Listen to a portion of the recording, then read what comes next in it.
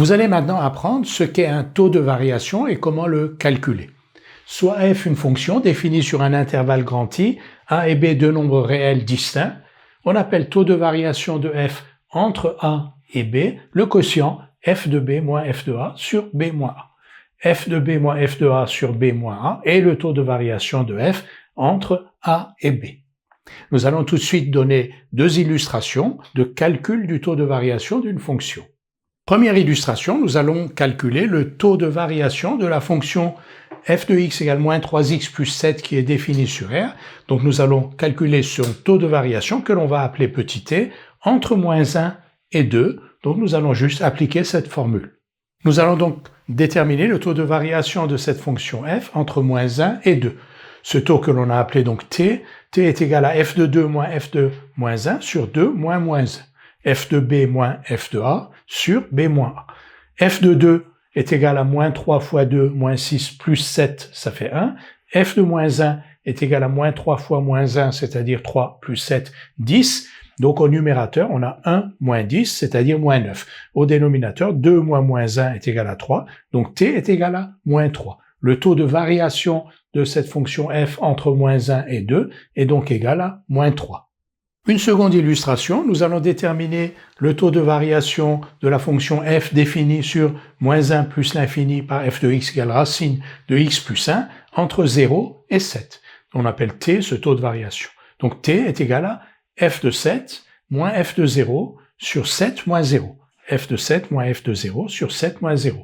F de b moins f de a sur b moins a. F de 7, on remplace x par 7, c'est racine de 8. Racine de 8, c'est racine de 4 fois 2, donc 2 racines de 2. F de 0, c'est racine de 1, c'est 1. Donc au numérateur, f de 7 moins f de 0, 2 racines de 2 moins 1. Au dénominateur, donc 7 moins 0, 7. Donc le taux de variation de la fonction f entre 0 et 7 est égal à 2 racines de 2 moins 1 sur 7. On nous demande de déterminer le taux de variation de la fonction f définie sur R par f de x égale x2 plus x entre moins 1 et moins 1 plus h, puis entre 2 et 2 plus h, où h est un nombre réel non nul. Nous allons donc calculer le taux de variation de la fonction f entre moins 1 et moins 1 plus h. On va appeler T1 ce taux de variation. T1 est donc égal à f de moins 1 plus h moins f de moins 1 sur moins 1 plus h moins moins 1. Vous vous souvenez que le taux de variation d'une fonction f entre deux réels a et b, f de b moins f de a sur b moins a. Ici, b, c'est moins 1 plus h et a, c'est moins 1. Donc T1 égale f de moins 1 plus h moins f de moins 1 sur moins 1 plus h moins moins 1. On va donc calculer chacun de ces termes. F de moins 1 plus h, f de moins 1 plus h, on remplace x par moins 1 plus h et on obtient f de moins 1 plus h après une factorisation et une simplification. F de moins 1 plus h égale h fois moins 1 plus h. F de moins 1, on remplace x par moins 1, ici 1, 1 moins 1, 0, donc f de moins 1 est égal à 0. Et au dénominateur, moins 1 plus h plus 1, ça fait h. Donc T1 est égal à h fois moins 1 plus h sur h, c'est-à-dire h moins 1. Donc, le taux de variation de f entre moins 1 et moins 1 plus h est égal à h moins 1. Quelque chose que l'on a oublié, c'est qu'ici on a h au dénominateur, il faut s'assurer que h soit différent de 0, on le retrouve aussi ici, et c'est le cas parce que h appartient à R étoile. Nous allons maintenant déterminer le taux de variation de f entre 2 et 2 plus h avec la même formule. Donc soit T2 ce taux de variation, T2 est donc égal à f de 2 plus h moins f de 2 sur 2 plus h moins 2. F de b moins f de a sur b moins a.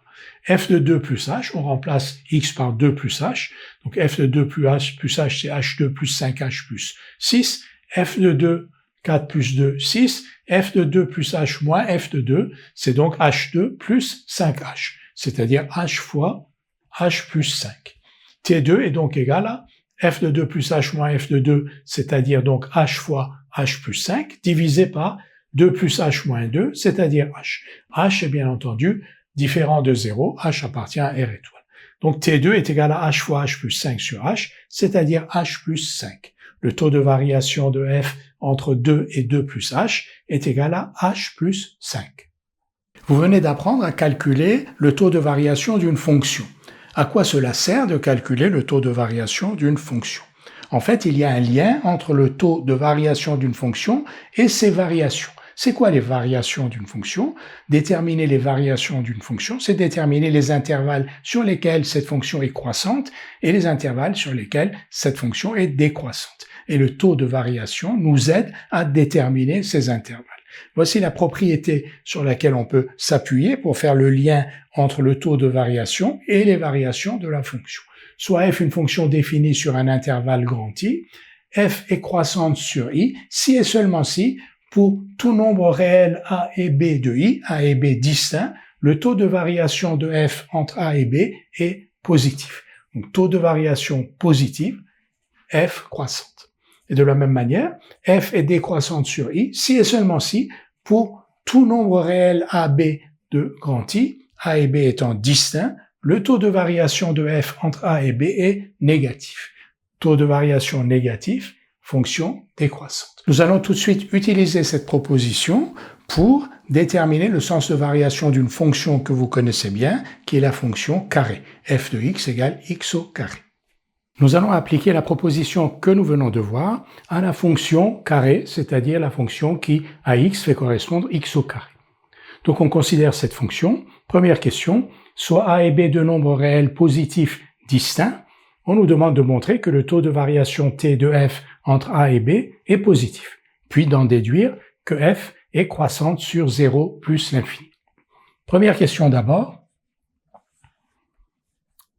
Donc t, taux de variation de f entre a et b. Par définition, t est donc égal à f de b moins f de a sur b moins a. b est distinct, b et a sont distincts, donc on peut avoir b moins a au dénominateur. f de b, b au carré, f de a, a au carré, sur b moins a. b2 moins a2, c'est b moins a fois b plus a. Et au dénominateur, b moins 1, on simplifie par b moins a, donc t est égal à b plus a. A et b sont des réels positifs, donc t est positif aussi. T est même strictement positif parce qu'en fait a et b sont distincts. Donc on a montré que le taux de variation t de f entre a et b est positif. On va en déduire que f est croissante sur 0 plus l'infini, donc on va appliquer la proposition que nous venons de voir.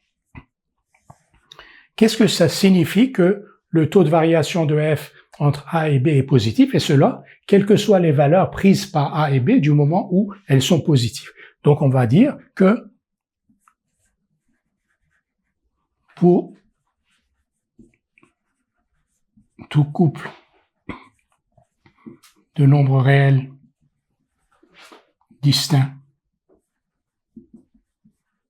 A et B appartenant à 0 plus l'infini, le taux de variation de f entre A et B est positif. Alors je vais reprendre cette phrase. C'est-à-dire, quels que soient les deux réels A et B que l'on considère dans l'intervalle 0 plus l'infini, c'est-à-dire quels que soient les réels A et B positifs distincts que l'on considère, le taux de variation de f entre A et B est positif. On vient de le démontrer. Et justement, la propriété que l'on a donnée tout à l'heure dit que si, pour tout couple de nombres réels distincts A et B appartenant à cet intervalle 0 plus l'infini, le taux de variation de f entre A et B est positif,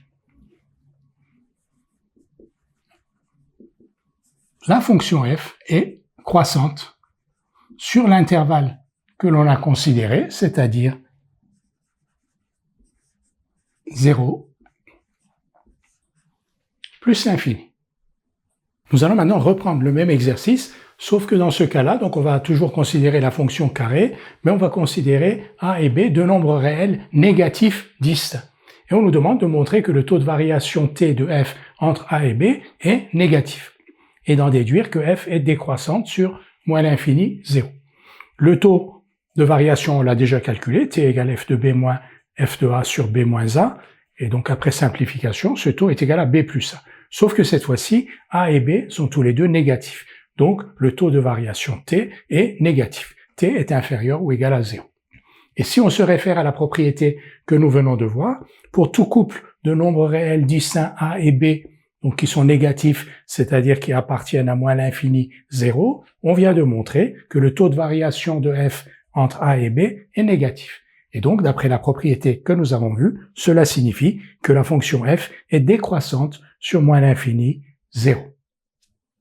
Nous venons donc de montrer que la fonction qui à x fait correspondre x au carré, c'est-à-dire la fonction carré, est décroissante sur moins l'infini 0 et croissante sur 0 plus l'infini, ce que vous saviez déjà. En effet, voici la courbe représentative de la fonction carré, donc elle est bien décroissante sur moins l'infini 0 et croissante sur 0 plus l'infini, sauf qu'ici nous l'avons démontré en nous appuyant sur des calculs de taux de variation.